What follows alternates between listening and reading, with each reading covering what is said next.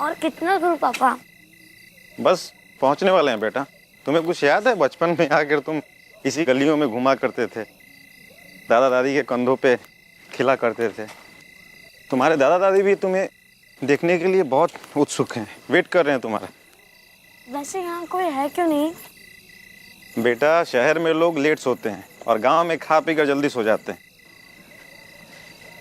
ये रहा तुम्हारे दादा दादी का घर। बेटा रिशु, अरे संभल के।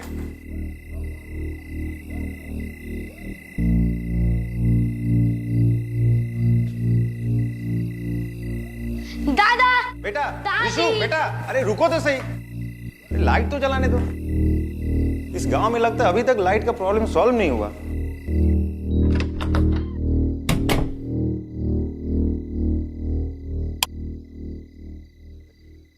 नमस्ते मम्मी पापा। आप लोगों ने तो मुझे डरा ही दिया था। कैसे हैं आप लोग?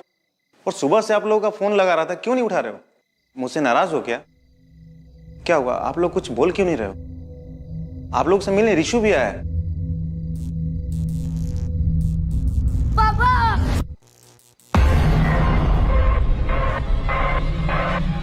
क्या हुआ? क्या हुआ बेटा?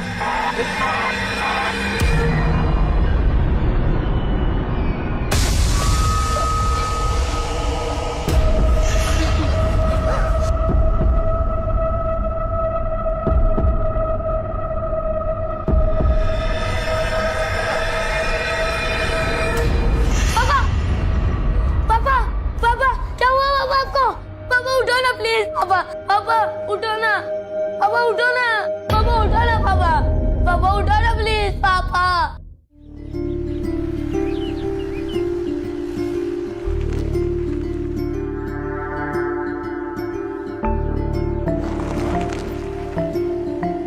एएसपी आदिति शर्मा। अच्छा बताओ, ऐसी कोई किताब बनी है जिससे तुम्हें जाना जा सके? क्यों? ऐसा क्यों बोल रहे हो? नहीं, कभी कभी हीरो की तरह गुंडों से लड़ पड़ती हो। सारे भूत प्रेत दोस्त थे तुम्हारे। अपने डैड का फोन आते ही बच्चों की तरह उछल पड़ती हो। और कभी कभी गुमसुम रहकर किसी सोच में रहती हो। वैसे फिलहाल क्या सोच रही हो? कुछ नहीं। वैसे आप मेरी पर्सनल लाइफ में इतना इंटरेस्ट क्यों ले रहे हैं एसीपी साहब? अरे इतने दिनों से एक साथ काम कर रहे हैं, इतने सारे केसेस एक साथ सॉल्व किए हैं। एक बार तो तुमने मेरी जान भी बचाई है। अब अपने कलीग के बारे में थोड़ी बहुत पर्सनल इंफॉर्मेशन रखने का हक तो बनता है। अच्छा, इससे पहले जो कलीग थी उसके बारे में सब पता होता था? इससे पहले सिर्फ एक ही कलीग थी मेरी। उसे ठीक तरह से जान नहीं पाया। शिवानी। एक अच्छी ऑफिसर को वनराज ने मार दिया और मैं कुछ नहीं कर सका। विक्रांत, खुद को दोष देना बंद करो। जो भी हुआ उसमें तुम्हारी कोई गलती नहीं थी। वनराज खुलेआम घूम रहा है, उससे बड़ी क्या गलती हो सकती है? विक्रांत, मुझे खुद से ज्यादा तुम पर भरोसा है कि तुम वनराज को ढूंढ ही लोगे।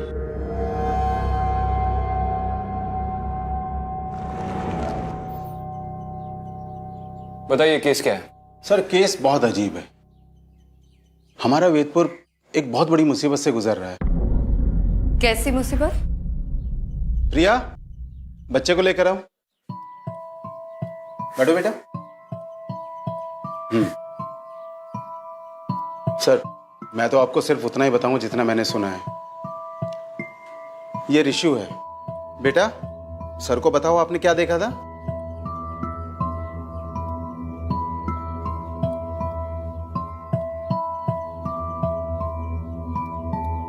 रिशु, तुम्हें हमसे डरने की जरूरत नहीं है।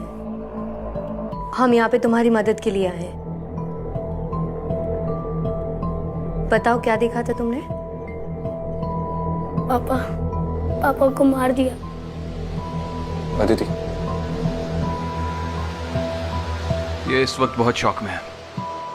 इस वक्त इससे बात करना मुनासिब नहीं है। कांस्टेबल, लेकर जाओ। जाओ बेटा। आप ही बता दीजिए, आपने क्या सुना है? सर, ये सुबह हमें पुलिस स्टेशन के बाहर मिला था। इसके पापा और इसके दादा दादी की डेथ बॉडीज घर से मिली थी। आपने आसपास के लोगों से पूछताछ की थी? जी मैम, हमने बात की थी। वो लोग भी वही बात कर रहे थे जो पूरा वेदपुर कर रहा है। क्या? एक ये रात को यहाँ पर रोने की आवाजें आती हैं और सर वो आवाजें पूरे वेदपुर को अपनी चपेट में ले रही हैं। रोने की आवाजें कहाँ से आती है? हर जगह से सर। विक्रांत, आई थिंक हमें ऋषु के दादा दादी के घर जाके एक बार देखना चाहिए। ठीक है, इसके घर का एड्रेस दे दीजिए।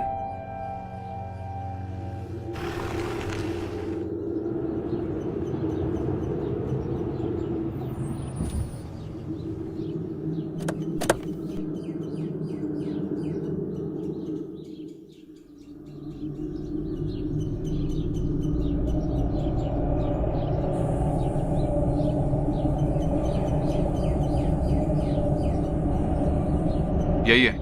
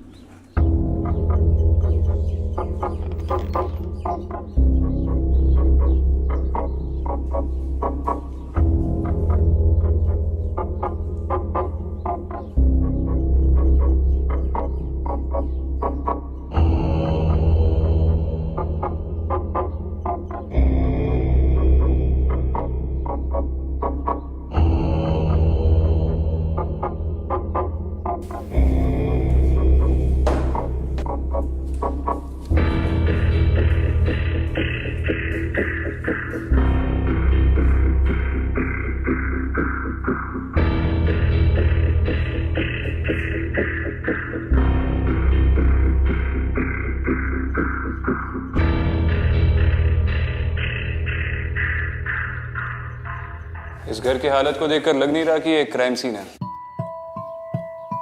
चिंतन और उसके माँ बाप की मौत नॉर्मल सर्कमस्टेंसेस में हुई थी ना? हाँ, दोनों का दिल धड़कना बंद हो गया था और चिंतन की मौत शॉक लगने से हुई थी। आपकी वजह से? इस घर में ऐसा कुछ तो जरूर हुआ होगा जिसकी वजह से उसे शॉक लगा होगा। कहीं अपने माँ बाप की डेड बॉडीज देखकर तो वो शॉक में नहीं चला गया? हो सकता है।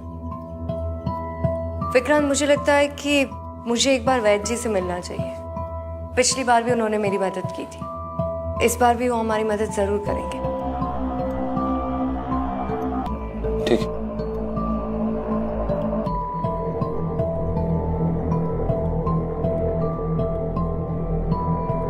ठीक है, मैं गांव वालों से जाकर मिलता हूँ, तुम वैद्य से जाकर मिलो। ठीक है।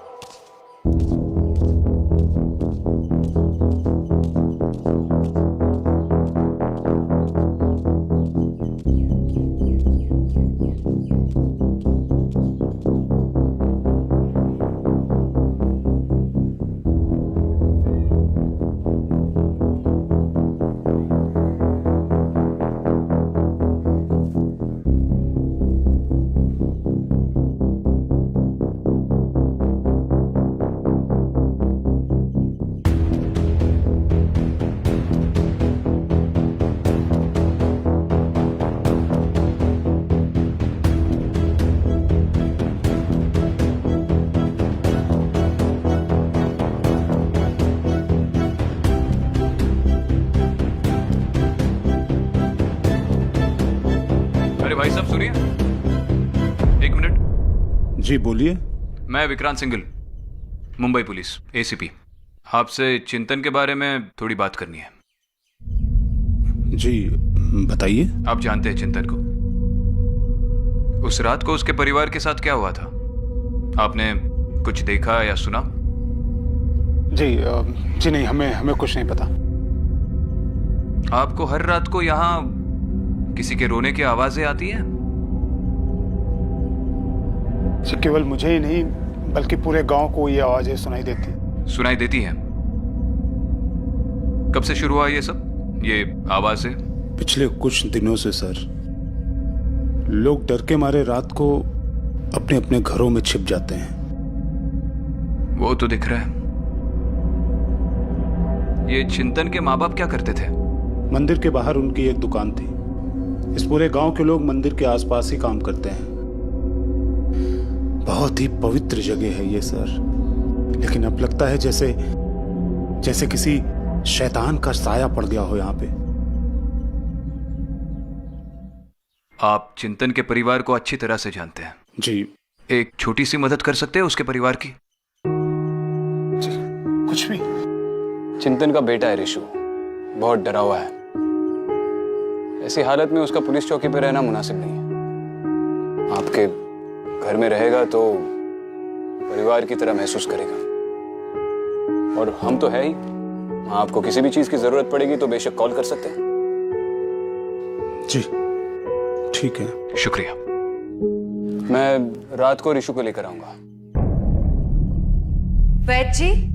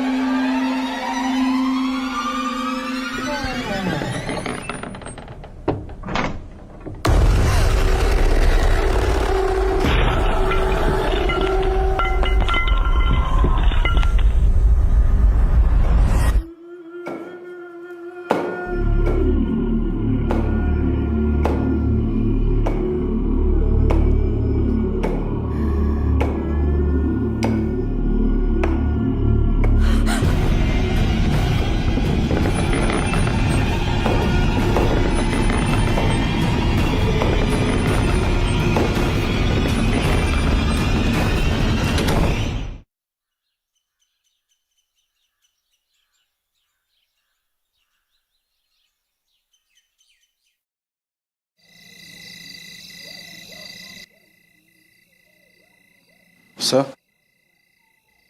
6 बज गए हैं सर, हम लोग जा रहे हैं। ऋषु का ध्यान रखना सर। कृष्णकांत, तो हर रोज 6 बजे के बाद आप अपनी ड्यूटी से ऑफ लेते हैं?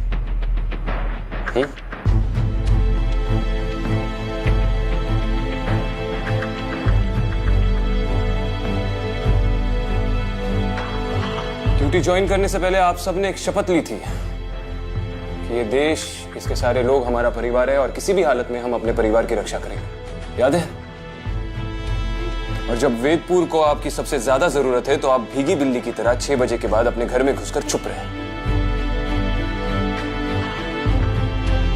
अगर 9 से 6 की ड्यूटी करनी थी तो कोई और ड्यूटी कर लेते, पुलिस में क्यों भर्ती हुए?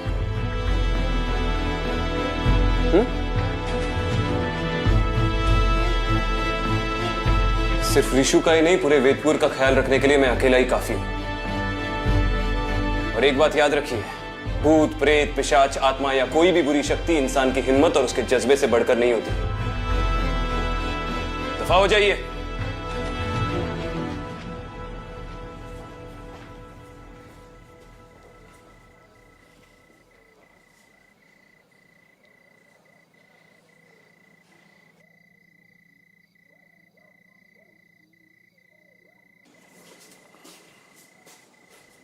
ऋषु, ऋषु, चलो उठो।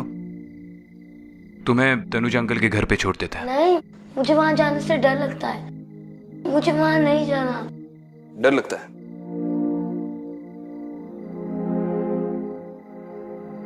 अच्छा मुझे बताओ, तुम्हारा फेवरेट सुपर हीरो कौन है? सुपरमैन। सुपरमैन। ऋषु, बचपन में एक बार मैं साइकिल चलाते चलाते गिर गया था। तब से साइकिल चलाने का खौफ मेरे जहन में बैठ गया, मेरे दिमाग में बैठ गया। मुझे बहुत डर लगने लगा साइकिल चलाने से। तो मैंने अपने बाबूजी से जाकर कह दिया कि इसके बाद मैं दोबारा कभी साइकिल नहीं चलाऊंगा। तो उन्होंने मुझसे कहा कि बेटा, अगर जिंदगी में आगे बढ़ना है, कुछ बड़ा बनना है, तो जिस चीज से तुम्हें सबसे ज्यादा डर लगे, सुबह उठकर सबसे पहले वही चीज करो। और उस साल स्कूल की साइकिलिंग कंपटीशन में मैं फर्स्ट आया। तो अब तुम भी मत डरो। ये देखो, इस पर्ची पर मैंने अपना फोन नंबर लिख दिया है, ये अपने पास रखो। अगर तुम्हें वहां पर कोई भी प्रॉब्लम आए तो मुझे फोन कर देना, मैं सुपर हीरो की स्पीड से वहां पर पहुंच जाऊंगा, ठीक है?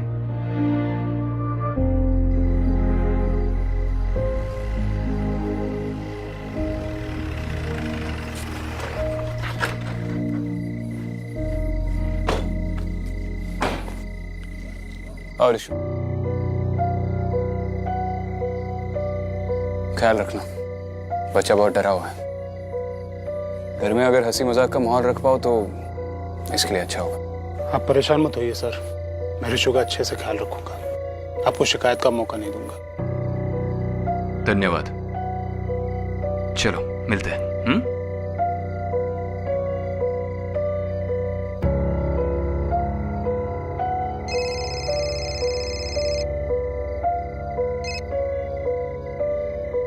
हाँ दीदी। कहाँ हो विक्रांत? ये ऋषि को छोड़ने आया था, बस निकल ही रहा हूँ, मिलते हैं।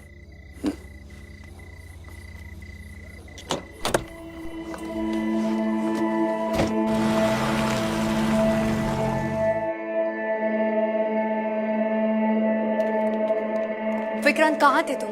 कब से कॉल कर रही थी, तुम्हें फोन क्यों नहीं उठा रहे?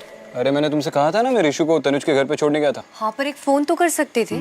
कहाँ हो, क्या कर रहे हो, कुछ अता पता ही नहीं तुम्हारा। अब मैं क्या करूँ, मुझे ड्यूटी करते समय फोन पे बात करने की आदत नहीं है। हाँ तो अब आदत डाल लो। मतलब कुछ नहीं। वैद जी ने क्या कहा? वो भी अब यहाँ शायद नहीं है, उनके आश्रम में भी बुरी शक्तियों का साया है। जब मैं उनके आश्रम में गई तो एक बुरी आत्मा ने मुझ पर अटैक किया। विक्रांत, हमने जितना सोचा था उससे कई ज्यादा खतरा है यहाँ पे। ऐसा लग रहा है जैसे अचानक से सारी बुरी शक्तियां वैदपुर में आ गई हो।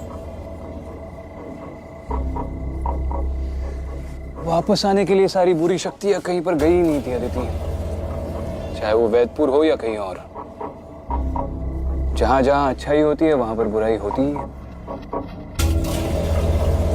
आज तक हमने जितने भी केसेस सॉल्व किए, शुरू में हमें काफी दिक्कतें आई है, लेकिन हमारे अंदर की अच्छाई ने हमेशा हमें उन्हें सुलझाने की मदद की है।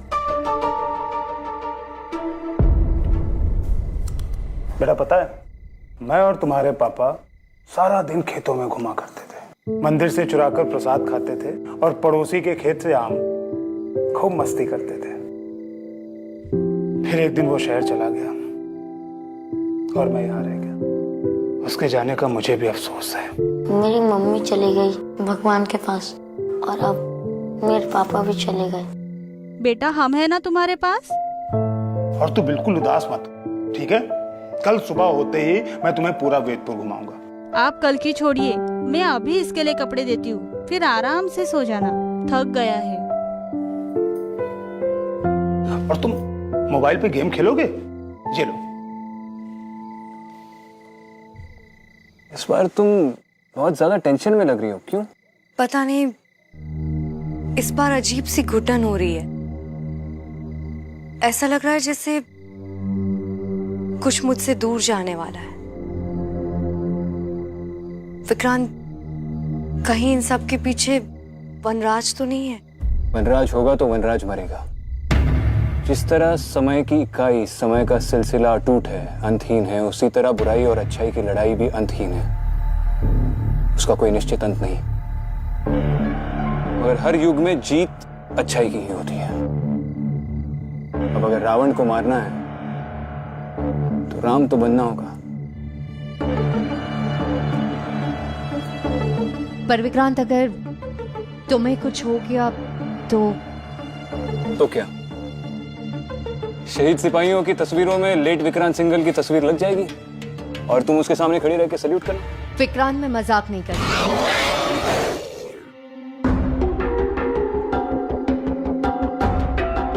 लगता है अब जाने का वक्त आ गया है। मतलब तुम उस तरफ जाओ, मैं यहाँ पर देखता हूँ। विक्रांत, अपना ध्यान रखना। तुम भी।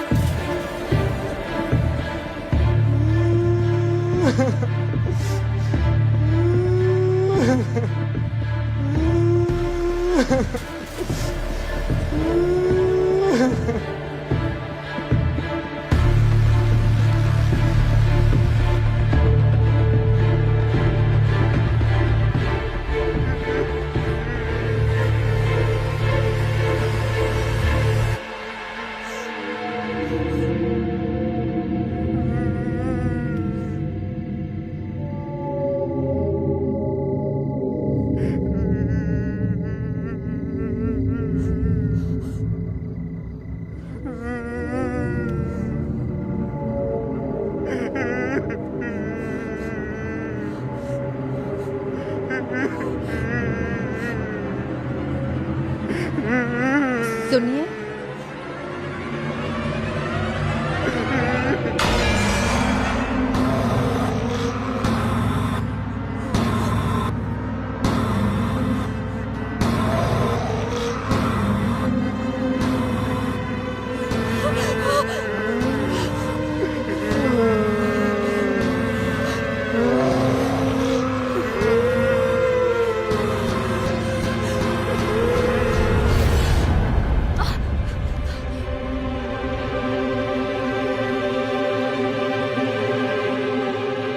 बच्ची आप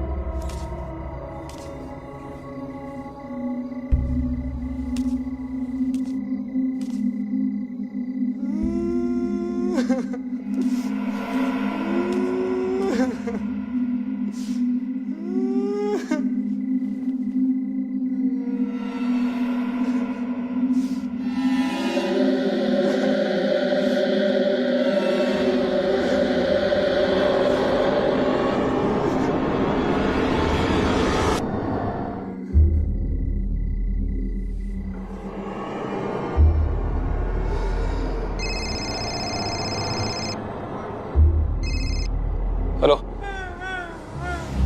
हेलो ऋषु, हेलो, रो क्यों रहे हो ऋषु? अच्छा सुनो, रो मत, मैं आ रहा हूँ। आखिर तुम्हें वेदपुर के खतरे के बारे में पता चल ही गया। जी, पर ये सब कुछ कौन कर रहा है और क्यों कर रहा है, कुछ समझ में नहीं आ रहा। हमें जितना पता है उतना हम तुम्हें बता सकते हैं। वेदपुर में लोगों की मौत होती जा रही है और मरने वाले की आत्मा को मुक्ति नहीं मिल रही है। हाँ, शायद इसीलिए वो लोग रो रहे थे।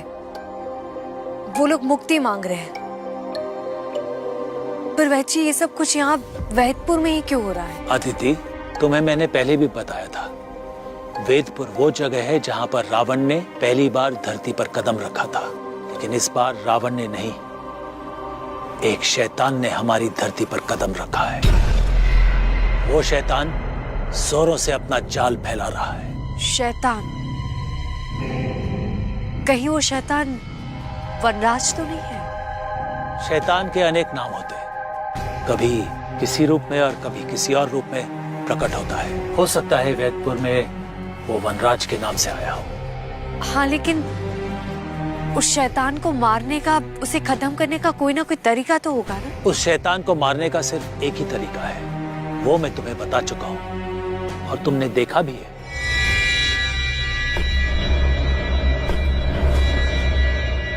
वो 4 निशान। पर वैची, वो 4 निशान से वनराज को मारना? अदिति, मैंने तुम्हें बताया था ना, 4 नहीं 5। पुराने ग्रंथों में भी लिखा है और भूतकाल के शास्त्रों में भी यही लिखा है। मैंने पढ़ा है। और हर एक निशान का अपना मतलब होता है। पहले निशान का प्रतीक शक्ति है, दूसरे निशान का प्रतीक ऊर्जा, तीसरे का प्रतीक है बुद्धि, चौथे का प्रतीक है सर्वश्रेष्ठ और आखिरी निशान इस ब्रह्मांड का प्रतीक है। वो कहाँ पर है और कैसा दिखता है ये हम नहीं जानते। पर वैची, अगर 4 निशान मिल गए हैं तो 5वां भी कहीं ना कहीं होगा। उसे ढूंढने का कोई तरीका होगा, कुछ तो। हमें इसके बारे में ज्यादा तो नहीं पता है, लेकिन हाँ हमने पढ़ा है कि जब भी अच्छाई और बुराई का युद्ध होगा वो प्रतीक वहां अपने आप प्रकट हो जाएगा। ऋषु, ऋषु, तनुज, तनुज,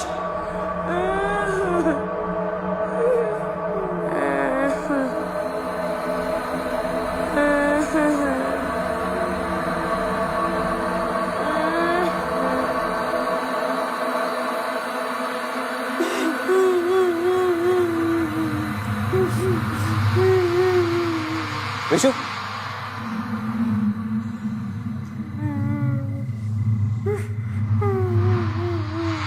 आप तनुज,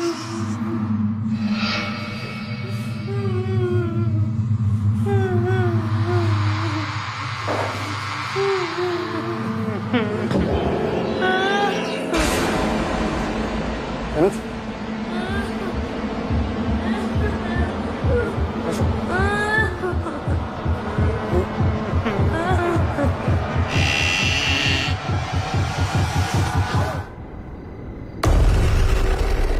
वनराज,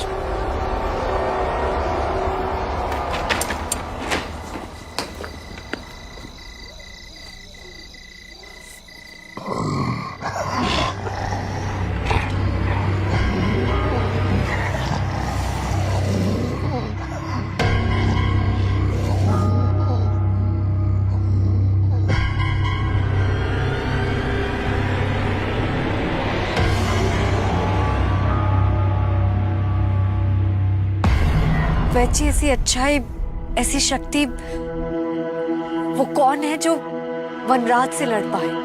वनराज से लड़ाई बहुत पुरानी है अदिति। सबसे पहले उससे लड़ने आया था सिद्धांत। सिद्धांत जोगलेकर, शिवानी का भाई। सबसे पहला निशान हमने उन्हीं की डायरी में देखा था। उसके बाद आई शिवानी, उसके बाद आई तुम और वो विष कन्या अनन्या। और मुझे पता नहीं कि तुम ये बात जानती हो कि नहीं, तुम, सिद्धांत, उसकी बहन शिवानी और वो विष कन्या अनन्या एक ही अनाथ आश्रम से हो। रामेश्वर शिशु मंदिर।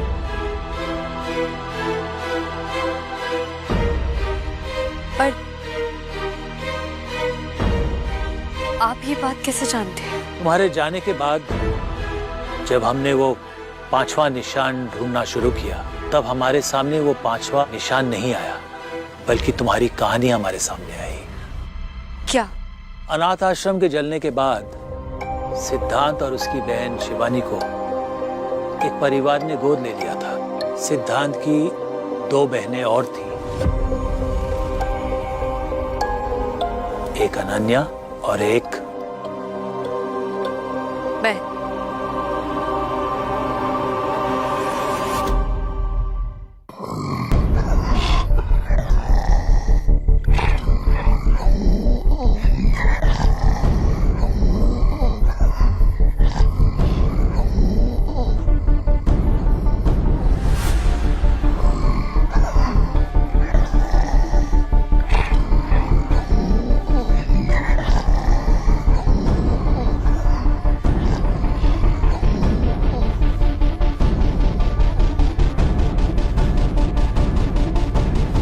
लेकिन तुम सब वनराज को मारने के लिए नहीं, बल्कि वनराज को मारने वाले की सुरक्षा के लिए यहाँ आए हो।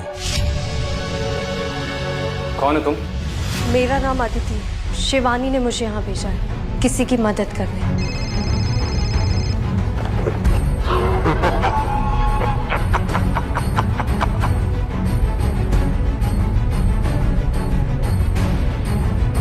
अब अगर रावण को मारना है तो राम तो बनना होगा। मतलब वनराज को कोई खत्म कर सकता है तो वो है विक्रांत।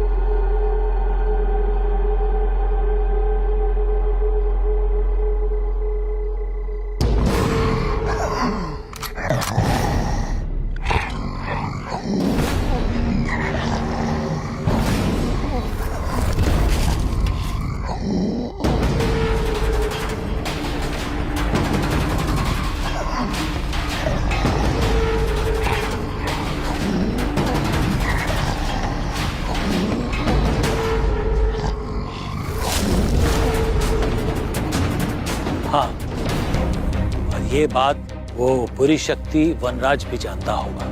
वनराज को मारना इतना आसान नहीं है अदिति। विक्रांत की जान को भी खतरा है। तुम्हें जल्द से जल्द वो 5वां चिन्ह ढूंढना पड़ेगा, क्योंकि वो 5वां चिन्ह ढूंढने के बाद ही दूसरी दुनिया का दरवाजा खुलेगा और इन सब आत्माओं को मुक्ति मिलेगी और तभी वनराज को मारा जाएगा।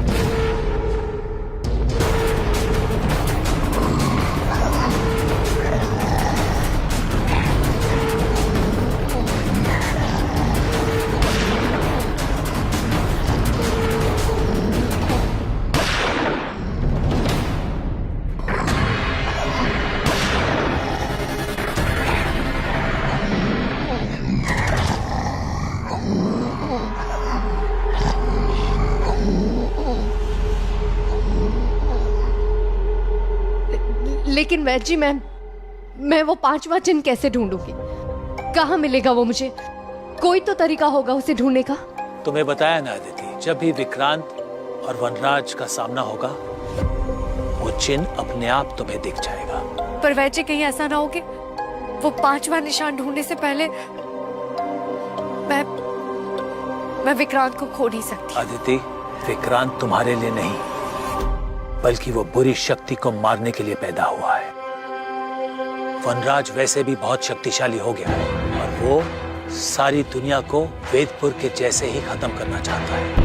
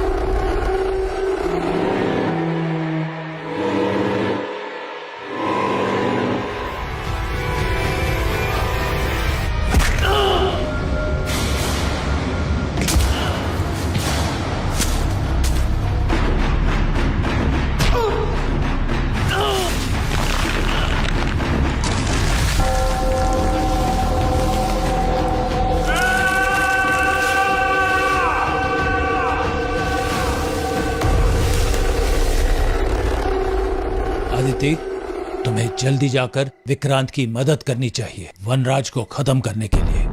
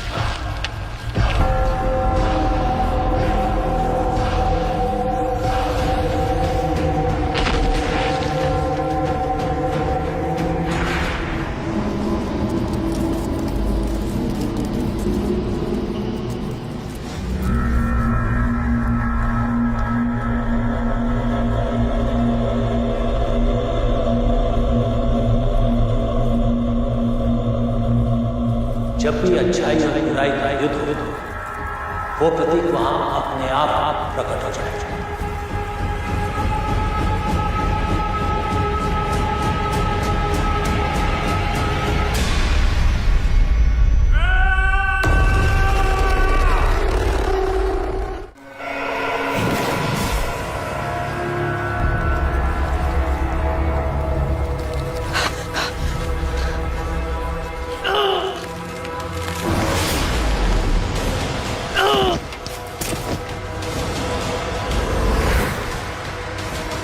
निशान प्रकट हो गए, तो पांचवा निशान भी यहीं कहीं होना चाहिए।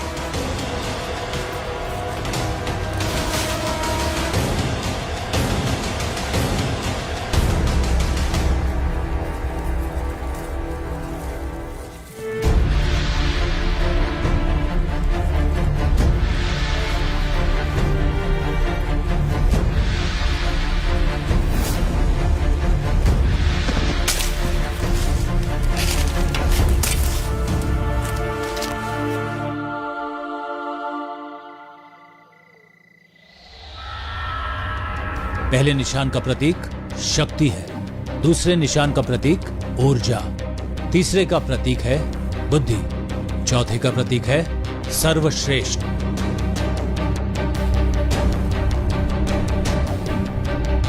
और आखिरी निशान इस ब्रह्मांड का प्रतीक है।